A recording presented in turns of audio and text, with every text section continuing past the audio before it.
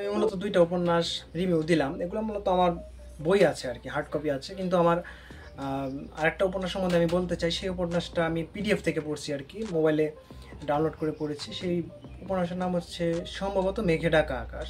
তো উপন্যাসটা শুরুতে আমরা দেখতে পাই যে একটা ছেলে একটা মেয়েকে পড়াতে যায়। সেই মেয়েটা ক্লাস 9-এ পড়ে। মেয়েটা তাকে ভালোবেসে ফেলে আর কি।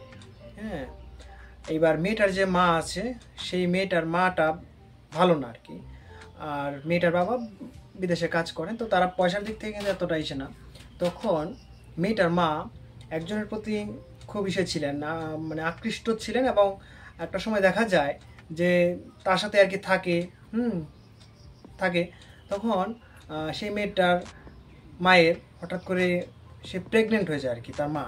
আর তখন তার মা যখন প্রেগনেন্ট হয়ে যায়, তখন সেই প্রেগনেন্টের দোষটা দিয়ে দেয় তখন ওই যে ছেলেটা আর কি পড়াইতে আসে। কিন্তু আসলে ছেলেটা কিন্তু এতটা খারাপ না, বা সেই কাজটা করে নাই আর কি। কিন্তু যখন সেই মিথ্যা রটনাটা তার মা ছড়ায় দিল আর কি, যে ওই করছে কাজটা, তখন দেখা যায় যে ছেলেটার পরিবার, হ্যাঁ, ছেলেটার নিজের একটা বোনও আছে, বিয়ে করার বয়স হয়ে গেছে, হ্যাঁ, নিজের মা বাবা সবাই তাকে ভুল বোঝে। এমনকি পুরো মানে তার একটা গার্লফ্রেন্ড ছিল, সেও গার্লফ্রেন্ডটাও তাকে ভুল বোঝে, এবং পাড়ার সবাই তাকে ভুল বোঝে। এবং তখন মেয়েটার বিয়ে ঠিক হয়ে যায় আর কি। মানে তার যে একটা বোন আছে, সেই বোনটার বিয়েও ঠিক হয়। আর তখন তখন তার বাবা মা বলে যে তুই আর এখানে থাকিস না, তুই এই বাড়ি ছেড়ে চলে যা, নাহলে আমার মেয়ের বিয়ে হবে না।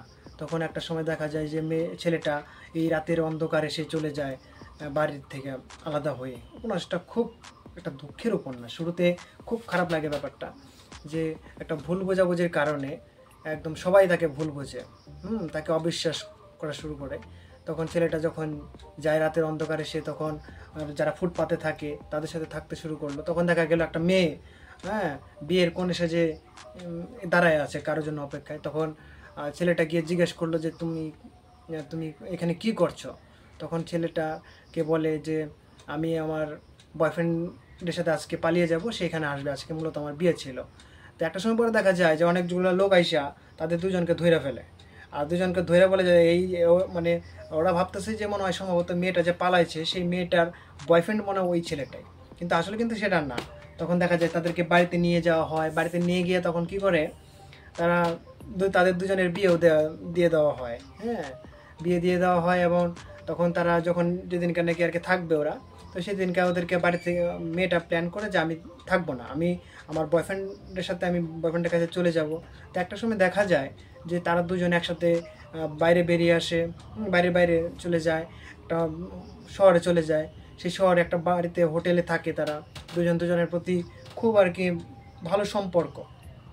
হ্যাঁ, দুজনের প্রতি খুব একটা মানে ভালো ভালো সম্পর্ক ছিল। এবং দিন কেটে যায় এইভাবে। আস্তে আস্তে যখন দিন কাটতে থাকে, তখন তখন ছেলেটা মেয়েটার প্রতি আর কি ভালোবাসা হয়ে যায়। এবং মেয়েটাও তখন আস্তে আস্তে ছেলেটার প্রতি ভালোবাসা জন্মায় আর কি। তখন কিন্তু মেয়েটা তার বয়ফ্রেন্ডকে খুব ভালোবাসে। আর তার যে বয়ফ্রেন্ড ছিল, সেই বয়ফ্রেন্ডটা কিন্তু ভালো ছিল না। সে মূলত অনেক অনেক মেয়ের সাথে তার সম্পর্ক ছিল। আর যখন ছেলেটা জানতে পারে যে মেয়েটা যেই মানে তার যে বয়ফ্রেন্ড আছে, বয়ফ্রেন্ড সম্বন্ধে সেও জানে যে ছেলেটা খারাপ, কিন্তু সেই মেয়েটাকে বলে না। ভাবে যদি আমি বলি তাহলে হয়তো সম্ভবত মেয়েটা আমাকে ভুল বুঝবে, বা বলবে যে আমাকে পাওয়ার জন্য আমার বয়ফ্রেন্ড সম্বন্ধে হয়তো মিথ্যারিত কথা বলছে। কিন্তু আমরা দেখতে পাই যে তখন ছেলেটা কিছুই বলে না। আর কীভাবে দিন যায়, হ্যাঁ, ছেলেটাও কিছু হয়। আর ছেলেটার যে একটা গার্লফ্রেন্ড ছিল, সেও কিন্তু সেই ছেলেটার প্রতি তার ভালোবাসা ছিল। একটা সময় দেখা যায় তাদের মধ্যে খুব ঘনিষ্ঠ সম্পর্ক হয়ে যায়, এবং কি মেয়েটার পেটে তখন বাচ্চাও এসে যায়। কিন্তু নায়ক ছেলেটাকে কিন্তু সে বলে না, মানে ছেলেটার গার্লফ্রেন্ডটা ছেলেটাকে বলে না যে আমার ওর সাথে এই সম্পর্ক হয়েছিল। কিন্তু মেয়েটা তখন বলেছিল, হ্যাঁ, মেয়েটা তখন বলেছিল যে না, আমার বয়ফ্রেন্ড ভালো, খুব ভালো, কিন্তু সে তো জানে না। তখন দেখা যায় একটা সময় পর সেই মেয়েটা তখন ভুল বুঝে, হ্যাঁ, মানে ওই ছেলেটা যে খারাপ তার সমস্ত কিছু জেনে যায়। তখন একটা সময় দেখা যায় যে তারা দুজনে একে অপরকে ভালোবাসে এবং এরপর মিলে যায় আর কি। এই একটা উপন্যাস। তো আমি পুরো একটা মানে বড় আছে উপন্যাসটা, তো আমি এটা পুঙ্খানুপুঙ্খ আলোচনা তো করতে পারবো না, আমি শর্টকাট আর কি বললাম যে ছেলেটার প্রথম দিকে জীবনটা একদম খুব ইসে ছিল, তারপর তার জীবনটা একদম এলোমেলো হয়ে যায়, এর সাথে এর সাথে এর, হ্যাঁ পুরো উপন্যাসটা আর কি এরকম এলোমেলো আর কি ঘটনাটা। তো কিন্তু একটা ব্যাপার যেটা সেটা থাকে তোমার, সেটা হচ্ছে এই যে তোমার কারো সম্বন্ধে মনে করো কোনো না জেনেই আর কি এই যে একটা মহিলা মিথ্যা প্রচার করা শুরু করলো যে আমাকে সেই প্রেগনেন্ট করেছে, এই যে ব্যাপারটা ঘটনাটা, তো এই জিনিসটা কিন্তু খুব একটা বাজে ব্যাপারটা আর কি, এই জিনিসটা খুব খারাপ। তো এতে কি হলো, তার পরিবার, তার বোন, তাকে সবাই অবিশ্বাস করতে থাকে এবং একটা সময় ছেলেটা এমন একটা জায়গায় পড়ে আসে, মানে এমন একটা পরিস্থিতির মধ্যে সে চলে আসে, ভাবে আমি আর এই পৃথিবীতে বেঁচে থাকবো না, আমি সুইসাইড করবো বা একটা খারাপ কিছু একটা ঘটনা ঘটায় ফেলবো। তো এই একটা ঘটনা অনেক সময় দেখা যায় আমরা যে কাউকে আমরা বিশ্বাস করি না, হঠাৎ করে একটা কোনো কিছু একটা কোনো কান দিয়ে শুনি, এটা আমরা বিশ্বাস করে ফেলি, কিন্তু আসলে আমাদের ভেবে দেখতে হয়, ভেবে চিন্তা করে দেখতে হয় যে আসলে যে ঘটনাটা আমরা শুনছি সেটা কি আসলে সত্যি নাকি মিথ্যা। তো সেটা যাচাই না করে কিন্তু আমরা অনেক সময় সিদ্ধান্ত নিয়ে ফেলি যে আসলে সেই ছেলেটা এটাই করছে। আর এতে কি হয়, দেখা যায় যে এরা দুজনের মধ্যে তখন তখন এদের জীবনটা মানে ছেলেটা হোক, সেই ছেলেটার জীবনটা একদম ইসে হয়ে যায়। এবং তখন শেষের দিকে সেই যে মহিলাটি এরকম এরকম বলেছিল, মিথ্যা অপপ্রচার করেছিল, তখন সেই মহিলাটি একটা রোগ হয়ে যায়, বিশাল একটা বড় রোগ, হ্যাঁ সে আর বাঁচবে না। তখন সেই নায়কটার প্রতি ফোন করে, নায়কটাকে ফোন করে আর কি, ফোন করে বলে যে মানে মেয়েটাই ফোন করে যে আমার মা তোমার সাথে কথা বলতে চায়, তোমার কাছে ক্ষমা চাইতে চায়।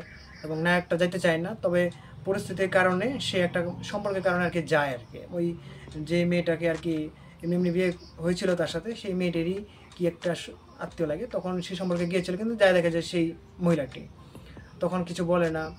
তখন মেয়েটা বলছিল যে আমার মনে করে ছেলেটা বলছিল যে আমার তোমার মায়ের একটা পাপ কাজের জন্য সে শাস্তি পেয়েছে আর কি, ভগবানের কাছে শাস্তি পেয়েছে ভগবানের কাছ থেকে। তো শেষে দেখা যায় সেই যে মেয়েটা ছিল সেই মেয়েটারও বিয়ে হয়ে যায়, মানে যে ছাত্রীটিকে সে পড়াইতো সেই মেয়েটার বিয়ে হয়ে যায়। তারপর সে ছেলেটা তখন দেখলো যে তার গার্লফ্রেন্ডও এরকম বাজে একটা কাজ করে বসে আছে, আর তার সাথে মানে যার সাথে সে থাকে সেও যখন অন্য আরেকজনের প্রতি তার মানে ভালোবাসা, তো সে এখন কি করবে, সে কি করবে না করবে, সময় একটা সময় তারও খারাপ লেগে যায়, তখন সে আর কী করবে। তখন পরিস্থিতি যেতে থাকে বা সময় কাটতে থাকে, তখন আস্তে আস্তে যখন সময় কাটে তখন মেয়েটা যখন একবার শেষবারের মতো চলে যায় আর কি, মানে সেই ছেলেটাকে ছেড়ে চলে যাবে একদম তার বয়ফ্রেন্ডের কাছে, তখন তখন জানতে পারে ঘটনাটা, পুরো ঘটনা যে তার বয়ফ্রেন্ড আসলে ভালো না ছেলেটা। তখন আবার সেই ছেলেটার কাছে ফিরে আসে আর তখন বলে যে আমাকে একা একা কেন ছেড়ে দিলে তুমি, হ্যাঁ আমি জানতাম না আমার বয়ফ্রেন্ড যে এত খারাপ।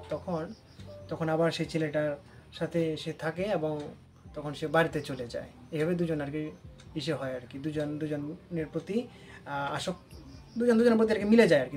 যাই হোক, তো এইবার কথা হচ্ছে যে এই দুজনের ঘটনা আর কি, মানে একটা ছেলে একটা মেয়ের ঘটনা, তাদের জীবনে অসংখ্য অনেক ঘটনা আছে, যে ঘটনাগুলো সম্ভবত উপন্যাসটা পড়লে বোঝা যাবে।